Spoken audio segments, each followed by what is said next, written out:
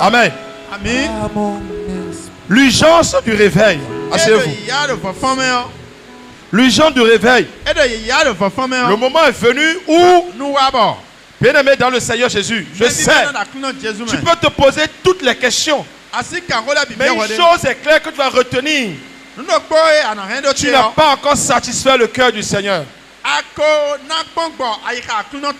Tu n'as pas encore satisfait le cœur du Seigneur. Et le Seigneur recherche encore le premier amour. Il recherche encore ton humilité. L'humilité que tu avais au commencement. L'amour que tu avais au commencement. La détermination que tu avais au commencement. La foi que tu avais au commencement. Le brisement que tu avais au commencement. Aujourd'hui tu es endurci. Aujourd'hui le Seigneur t'appelle à cette urgence de ce réveil stratégique. Et voici quelques âmes de ce réveil. Et que chacun n'a qu'à noter ces âmes. Pour que l'Église s'équipe désormais. Et que la volonté de Dieu pour son Église se fasse. Alors, quelle est la première âme de ce réveil qui est urgent? Alléluia. Les âmes du réveil urgent et stratégique. La première âme, c'est l'âme de la repentance profonde. La repentance profonde. Il y a le retour au premier amour. Si le sommeil spirituel est une maladie, alors le réveil est la guérison. C'est pourquoi l'Église doit se doter de ses âmes pour s'équiper, pour être debout à l'avènement du Fils de Dieu dans les tempêtes, que l'Église se tienne debout. Bien aimé, tout réveil commence toujours par un retour radical à Dieu. Le retour radical à la repentance. C'est l'âme qui retire le joug du péché et de la complaisance. Lorsque Jonas a été jeté dans la mer, c'est là qu'il a compris le niveau de la dégradation du péché, de la désobéissance. Et il est rentré à lui-même dans le ventre du poisson. Je ne veux pas que tu sois dans le ventre du poisson pour que tu commences par te repentir. Je ne veux pas que tu sois dans un moment de prison, dans une souffrance, dans l'humiliation, pour que tu commences par te repentir. La repentance doit précéder ces choses. Alléluia. La Bible dit que le jugement commence par la maison de Dieu. Le réveil, alléluia, ne commence pas pour le monde, ça commence dans l'église. L'âme de repentance exige un examen personnel et communautaire des péchés acceptés. Les péchés qui sont acceptés, les péchés qui sont tolérés, les péchés qui sont cachés. Même ce matin, le Seigneur parlait. Il dit, je vous vois, je vous connais, je sens l'odeur. Mais quelle est cette odeur, le Seigneur sent? N'est-ce pas l'odeur du péché? N'est-ce pas l'odeur de la mort? N'est-ce pas l'odeur de la pourriture? Alléluia. La confession radicale. La confession radicale. L'Église doit passer à ce niveau. Le niveau de la confession radicale des péchés. Les péchés ne doivent pas être dissimulés. Parce que tout péché dissimulé devient fardeau dans la barque. Alléluia. Ce n'est plus qu'un simple aveu, mais c'est le renoncement aux œuvres des ténèbres. L'abandon de la tiédeur. L'hypocrisie religieuse. L'épouse doit revenir à son premier amour. L'amour passionné pour Christ. Car c'est cette âme qui rétablit la pureté. de la relation avec Dieu. Alléluia. Avant que Dieu n'agisse, il faut que l'église passe par la repentance.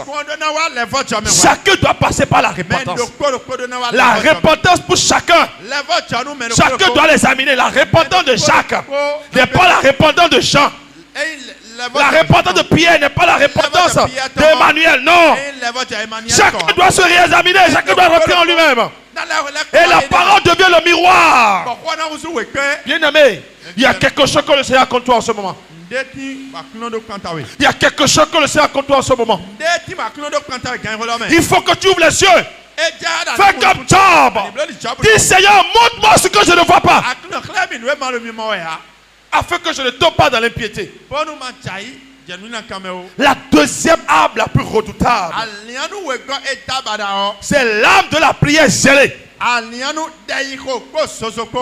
de la prière zélée. Le zèle de la prière. C'est ça le moteur. Le moteur du réveil. La prière zélée, c'est pas prière. C'est prière zélée. Les véhicules qui ont de grands moteurs résistent.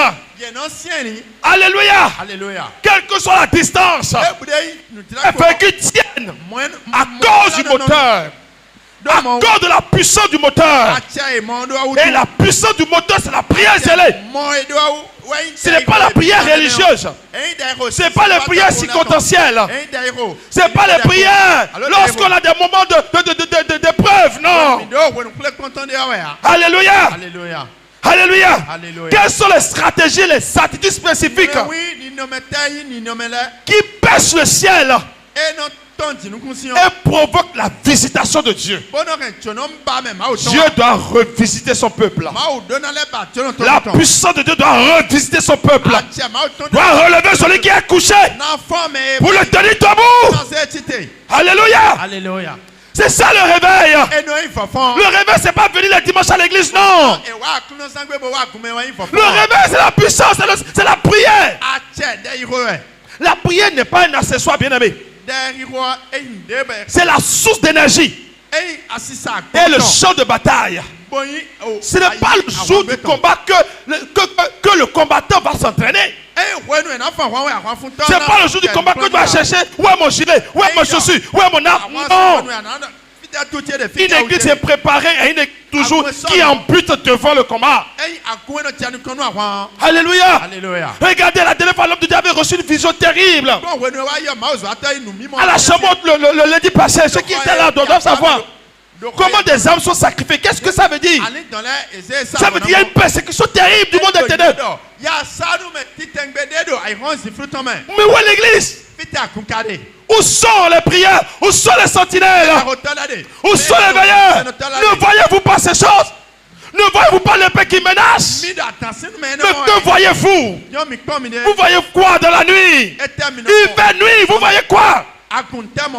Alléluia. Un réveil qui n'est pas bâti sur la prière, c'est un réveil des comédies. C'est un réveil charnel. Ça ne tient pas. Après, dit que la chair ne sert à rien. Alléluia. Et les prières doivent être des prières des brisés. Il y a la prière qu'on appelle la prière des brisés. Ceux qui sont brisés comme David. Alléluia. Quelle est cette attitude dans la prière du brisé? Lorsque nous voulons entamer, lorsque nous voulons engager la prière du brisé, comment l'engager? Quelle est l'attitude? Et quel est le mode opératoire de cette prière? L'attitude de cette prière consiste d'abord à reconnaître son état de tiédeur, à reconnaître ses péchés. C'est ça le brisé. Le brisé se reconnaît du Seigneur. Ne me retire pas ton esprit saint. C'est puissant. Ne me retire pas ton esprit saint. Il y a un homme de Dieu qui comme ça. Ne me retire pas le Saint-Esprit. Ne me le retire pas. Le Seigneur lui dit, mais attends, tu pries mal. Demande plutôt de te redonner parce qu'il y a longtemps je l'ai retiré. Vous savez, quand vous marchez avec le Saint-Esprit et qu'il vous abandonne, vous ne le savez pas. Vous ne le savez pas. Vous continuez toujours à marcher. Vous continuez à penser qu'il est avec vous. Vous continuez, il est là, lui il reste là, il ne vous regarde. Tant que vous ne revenez pas là où il s'est arrêté là, il ne marchera jamais avec vous. C'est pour le retour immédiat. Et c'est le qui reconnaît cela. Alléluia. C'est pourquoi le brisé doit aller devant la face de Dieu avec un cœur contrit. Un cœur humilié. Un cœur qui refuse de se justifier. Arrête-toi de te justifier. Je suis sauvé. Tu es sauvé comment? Et tu as le péché. Tu es sauvé. Tu es capable de prier. Non. Tu dois porter le fruit du salut. Alléluia. Maintenant, quelle est l'action à poser? Tu dois prier. Nous devons prier pour que Dieu commence la purification par soi-même. C'est pourquoi tout réveil commence par soi. Tout réveil doit commencer par toi-même. Ça va commencer par toi, tes enfants, ta maison, ton foyer, avant de venir à l'église. Pas réveiller l'église si on n'a pas réveillé la famille. On ne peut pas réveiller l'église si on n'a pas réveillé les autres. On ne peut pas réveiller le monde si on ne s'est pas réveillé soi-même. Chacun doit engager un réveil personnel. Chacun doit bannir des choses futiles de sa vie, des vanités, des choses qui vous font perdre du temps, des choses qui vous égarent de l'ordre d'enfant de Dieu, des choses qui vous font qu'il faut croire que vous avez une bonne spiritualité. Repensez votre spiritualité. Repensez cela. Quel que soit le degré de connexion avec le ciel, repense encore à ta voix, bien-aimé. Alléluia. La deuxième forme de prière, c'est la prière d'intercession mais d'identification. C'est très important. Regardez bien l'exemple de Daniel. Daniel, c'est son peuple qui a péché. Mais quand Daniel est allé devant la face de Dieu, il n'a pas dit le peuple a péché. Il dit nous avons péché. L'intercesseur s'identifie au pécheur. Tu n'as pas dit Seigneur en tant qu'intercesseur devant le Seigneur, dis Seigneur, ton peuple a péché, ton église a péché. Ça, c'est pas une intercession. Non. Jamais, ça c'est pas un intercesseur. L'intercesseur c'est qui? C'est celui qui s'identifie. C'est celui qui se reconnaît. Seigneur, ton peuple, tes serviteurs, tes servantes ont péché, ont négligé le sacerdoce, ont rejeté la connaissance. C'est pas pitié. Combien de personnes le font? Vous ne faites rien, vous restez là, vous demandez le réveil. Quel réveil? Le réveil s'entretient. Le réveil c'est comme la lampe. La lampe qui va allumer le monde. Avec de puissants vents, le vent qui souffle. Ce même vent va entrer la lampe, le feu. Et ce même vent va éteindre encore le feu. Donc l'église doit entretenir le réveil. Ça s'entretient. Le réveil c'est pas les paroles. Le réveil c'est les actes. Arrête de dire réveil, réveil, réveil. Si toi-même tu n'es pas réveillé, si toi-même tu n'as pas une vie de prière, si toi-même tu n'as pas une vie d'intercession, arrête de crier réveil, arrête de crier. Non, quel réveil? Le réveil a lieu. Le réveil a lieu où? Où est-ce que le réveil a lieu? Si le réveil a lieu ailleurs dans ta vie, non, tu n'es pas concerné. Priez, non pas pour nos conforts, mais avec la compassion de Christ, portant le fardeau des âmes perdues et de la condition déchue du monde. Alléluia. Que chacun intègre dans sa vie de prière l'intercession, la prière de compassion. Alléluia. Quelle est l'attitude de l'intercesseur en priant? L'intercesseur ne prie pas en disant ils ont péché. Non. Mais nous avons péché. Daniel s'est identifié au péché. Oh Seigneur, la sorcellerie est en train de détruire ton église. Seigneur, nous avons permis aux ténèbres. Il n'est pas négligent, Seigneur. Seigneur, nous venons en retard à l'église. Toutes ces choses que nous faisons, un peu, ça devient de problème pour le Seigneur. Même un petit retard, c'est un grand problème aussi. Un petit retard modifie l'agenda de Dieu. Ça, Église, réveille-toi. Église, réveille-toi. L'action à porter, c'est de porter le fardeau des compromis. C'est de porter les fautes de la communauté. Comme si c'est notre faute. Alléluia. Autre forme de prière très importante. C'est des prières révolutionnaires. Des prières pour engager un réveil urgent stratégique.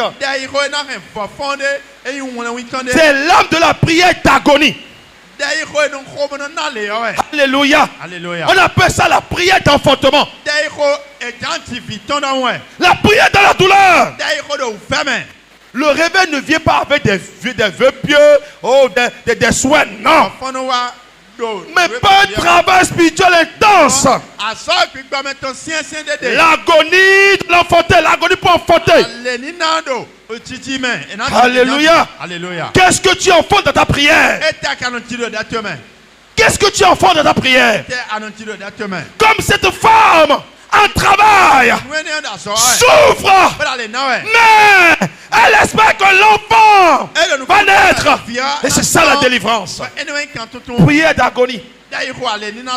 Priez jusqu'à ce que quelque chose se passe. Prière d'agonie. Alléluia. La prière est comme un travail d'enfantement. La prière intense, douloureuse et persévérante. Alléluia. La Bible dit quoi? Nous devons travailler jusqu'à ce que Christ soit formé dans les cœurs. C'est l'acte de travailler dans la prière. Jusqu'à ce que Christ soit formé dans le cœur des incrédules.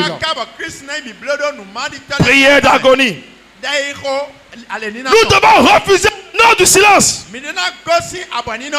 Je refuse le nom, je refuse le silence. Arrête-toi maintenant, tu dois parler. Bien-aimé, tu dois parler. Tu es resté trop silencieux. Tu as prié pour qui ici depuis là? Tu as prié pour qui? Lève la main, tu as prié pour qui ici? Qui tu as prié? Que le Seigneur bénisse tous ceux-là qui prient pour les uns les autres. Mais je m'adresse à ceux-là qui gardent toujours le silence. Mais quand il s'agit de son problème, il ouvre la bouche. Non. Cette bouche, lorsqu'elle s'ouvre, ça sent mauvais. Alléluia. Priez avec une certaine satisfaction face à l'état actuel de l'église. Criez pour la gloire de Dieu. Fais comme Habakkuk. Vous devez crier. Seigneur, ça ne va pas. Il ne faut pas croiser les bras pour dire non, c'est leur affaire. Tu seras jugé. Parce que tu as dit que c'est leur affaire.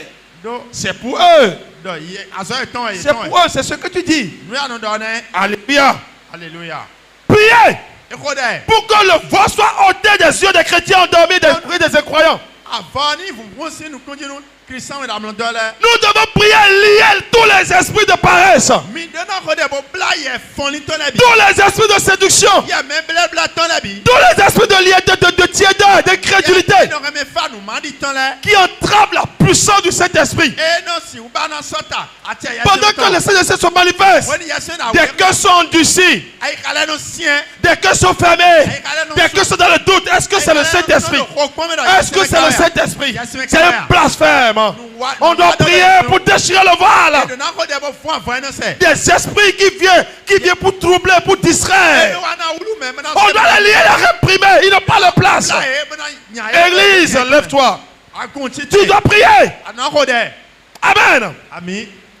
Il y a aussi la prière d'accord ou la prière d'unité. On appelle ça la force collective. Dieu est puissamment attiré par l'unité de la prière, qui est le reflet de l'unité du corps de Christ. Le réveil se déclenche toujours lorsque l'église, le corps de Christ, prie ensemble. Combien de fois nous prions ensemble dans la semaine? Combien de fois vous dites réveil? Combien de fois vous priez dans la semaine ensemble? Difficilement le lundi. Seulement le lundi vous priez, vous dites réveil. Non, c'est pas réveil. Non. Arrêtez de vous tromper. Ça, c'est pas réveil. Une église de réveil. C'est une église où la prière ne manque jamais dans la maison. La prière ne manque pas. La prière est la ressource la plus abondante dans la maison. Combien de fois on prie ensemble? Combien de fois? Jésus n'a pas dit. Ce que 2 ou 3 demandent en mon nom, je l'accorde. Des gens, des problèmes ici depuis des années. Parce que l'église n'a pas prié pour cela ensemble. Combien de fois l'église s'est levée pour prier pour quelqu'un? Amène ton fardeau, on va décharger. Et les gens sont là, attristés, fatigués, désemparés, troublés, perdus. Alléluia. Et on les appelle les frères. On les appelle les sœurs. Quel frère et quelle sœur? De quelle famille? Qui est votre père? Qui est votre mère? Pourquoi vous soyez des frères et des sœurs? C'est la prière d'unité qui brise les divisions et unit le géant endormi. Ça relève le géant. Ça relève l'église. L'église retrouve sa position. Priez d'accord, priez d'unité. Priez ensemble, 2 à 2, 3, 3, 3, 4, 4, 5, 5, 10, 10. Priez, il y a des moments ici, venez prier. On attend qu'on vous donne des ordres de prier. Qui va vous donner des ordres? Qui va vous donner des ordres? Oh non, on ne nous a pas donné des ordres. Ah bon? Maintenant, Jésus vous donne des ordres maintenant. La prière ne doit pas manquer ici. Des groupes de prière que doivent se multiplier. Tous les jours doivent prier ici. C'est ça, réveil sur le tête de vous. Vous êtes ici, vous dites c'est une malédiction. Si vous ne priez pas, c'est une malédiction. C'est une abomination. C'est un crime contre le royaume de Dieu. Prière. Prière. C'est depuis les prières religieuses, prières superficielles, prières en marmottant. Non, c'est pas ces prières. Alléluia. Alléluia. Nous devons mettre de côté nos différents doctrinaux mineurs et les rivalités personnelles, interpersonnelles, pour se concentrer sur le désir commun d'une intervention divine urgente. Dieu doit agir maintenant. Et c'est ensemble. C'est ensemble. Si tu as quelque chose contre ton frère, va te réconcilier avec ton frère. Arrête-toi de te réconcilier plus. Réconcilie-toi une fois d'abord. Taisez-vous. Faites taire vos différences. C'est mineur. C'est mineur. Lorsque Jésus était avec ses disciples, il a dit, regarde, lui il chasse les démons en ton nom. Et il n'est pas avec nous. Arrêtez ces critiques inutiles. Ça ne bâtit pas. Ça détruit. Vous perdez votre temps à critiquer les autres. Perdez votre temps à critiquer. Mais vous-même, vous êtes... Arrêtez. Examinez-vous. Regardez vous-même. Vous passez le temps à regarder les autres. Mais pourquoi vous ne passez pas le temps à vous regarder vous-même? Regardez ce qui ne va pas en vous. Mais c'est la méthode du voisin qui vous intéresse. Comment le voisin est sale, comment il est désordonné, c'est ça qui vous intéresse. Oh, votre maison est sale.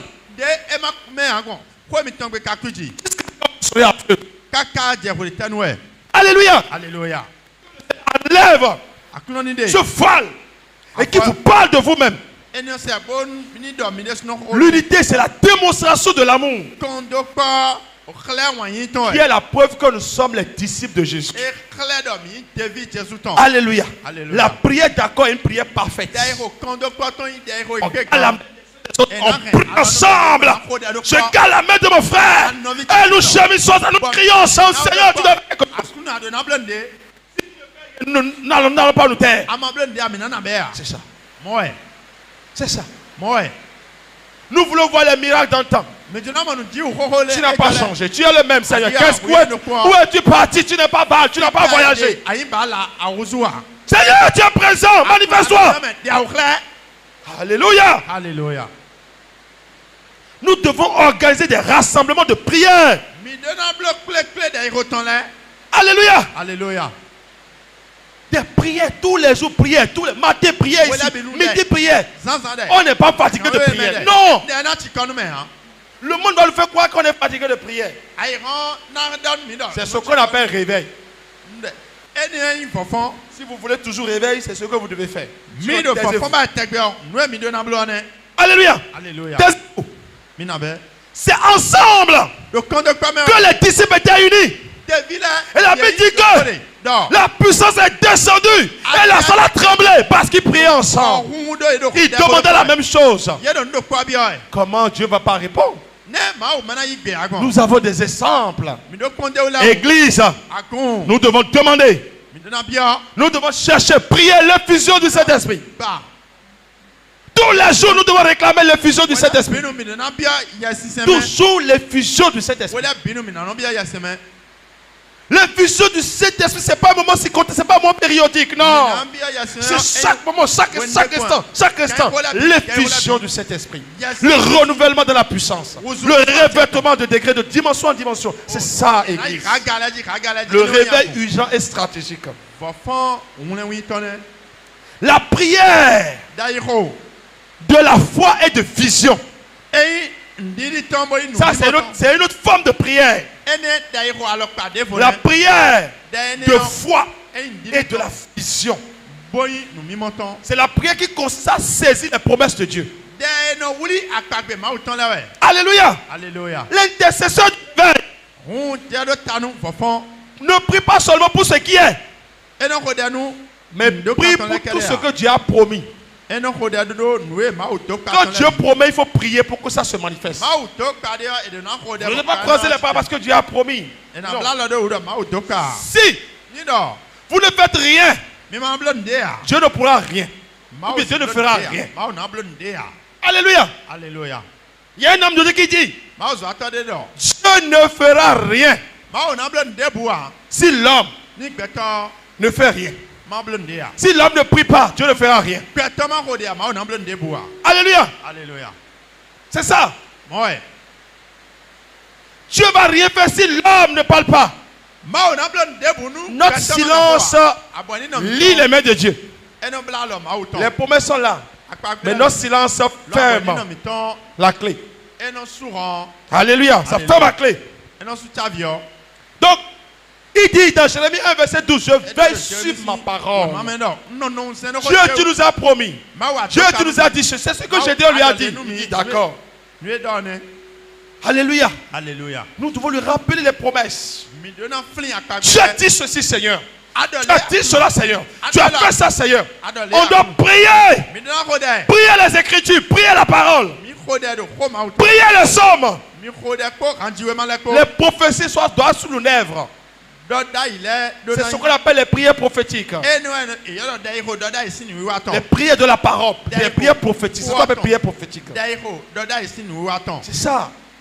C'est pas ce que vous fabriquez, c'est pas ça. Prière prophétique, c'est prière de la parole. Parce que vous priez la parole de Dieu. Et comme Dieu veut sur sa parole, il va l'exécuter. Alléluia. Priez Joël 2. Il dit qu'il va envoyer l'esprit sur tout chair. Seigneur, envoie l'esprit. Envoie ton esprit. Pourquoi êtes-vous fatigué de prier cela? Et vous vous fatiguez de demander là, mais pourquoi? Tant que l'esprit n'est pas relâché sur mon frère qui est venu, je continue à prier. Le nouveau venu qui est venu, s'il ne reçoit pas le Saint-Esprit, je dois continuer à prier. Il doit recevoir le Saint-Esprit, c'est sans formalité. Il n'a pas besoin de rentrer dans vos processus, tout ça là. C'est ça le réveil. C'est ça. Il reçoit le Saint-Esprit quand il est venu. Et il est impacté, il dit waouh. Donc tu es ici. Pourquoi je me perdais? Et c'est là qu'il va se briser devant le Seigneur. Alléluia. Et la dernière forme de la prière, c'est la prière de la grande attente. La prière de la grande attente. Alléluia. Alléluia. Jésus nous a donné une âme redoutable dans Luc 18. On ne va pas lire ça. Alléluia. Alléluia. La prière de la grande attente exige la constance, la foi inébranlable et la persévérance. Alléluia. Alléluia. Les grandes œuvres de Dieu ne se produisent pas souvent par une prière rapide, non. Les grandes manifestations de Dieu ne se produisent pas par une prière spontanée, mais par un cri ardent qui refuse jusqu'à ce que Dieu réponde. Prière avec une foi explosive, une foi qui suscite, qui va lever Dieu. C'est ça. Prier. Alléluia. Alléluia. Croire que Dieu est capable d'envoyer le réveil partout dans le monde. Nous devons demander des signes, des prodiges à Dieu. Alléluia. Alléluia. Parce que les signes, les prodiges permettent aux nations, permettent aux méchants de connaître Dieu dans ta puissance. Alléluia. Alléluia. Le réveil, un réveil puissant. C'est un réveil qui accompagne la puissance surnaturelle de Dieu. Et je ne vais pas oublier cette dernière arme que j'appelle l'intensification du cri. On appelle l'âme du jeûne. L'âme du jeûne. L'église doit se vidanger. Alléluia. Alléluia. L'église doit se vidanger. L'église doit revoir à son alimentation. Ce qui te nourrit te détruit. L'église. Ce qui te nourrit te fait. Ce qui te nourrit te commande. Qu'est-ce qui te nourrit, frère? Qu'est-ce qui te nourrit, soeur? Alléluia. Alléluia. Alléluia. Alléluia. C'est pourquoi le jeûne, c'est pas seulement un moyen de s'humilier, mais un moyen d'ajouter l'urgence et l'intensité à l'intercession. Un jeûne, un réveil sans jeûne, c'est comme une voiture sans carburant. Ça va démarrer, mais ça ne va pas bouger. Alléluia. Alléluia. Le jeûne. Le jeûne. Le jeûne. L'église doit changer son régime alimentaire. Chacun doit changer son régime alimentaire. Tu as assez mangé. Tu dois te vidanger. Alléluia. Alléluia. Tu dois te purifier des nourritures. Tu dois commencer par établir des interdits alimentaires. Il faut montrer à Dieu que le vin est plus important que sa nourriture, que son plat. Entre les besoins du royaume et ton plat, qu'est-ce qui est urgent? Tu vas manger, tu auras encore faim. C'est une loi, la loi de la nourriture. Tu manges, tu auras faim. Tu manges, tu auras faim. Tu auras toujours faim. C'est une loi immuable. Tant que tu es dans ce corps, tu es soumis à cette loi. Maintenant, voici les besoins du royaume. Les besoins qui ont des impacts éternels. Comment ne pas privilégier les besoins de Dieu? Alléluia. Alléluia. Moi, je veux t'inviter à supprimer un repas par jour à Dieu. C'est trop demandé. C'est trop demandé, c'est ça? C'est trop demandé? Sacrifier un repas pour le Seigneur. Dis Seigneur, je mets ce repas au service du réveil. As-tu besoin de réfléchir pour dire Amen? Alléluia. Alléluia. Alléluia. Vous voyez, c'est ça. La nourriture alourdit, ça fait ça. Tu ne peux pas. La nourriture même te déprogramme de la pensée de Dieu.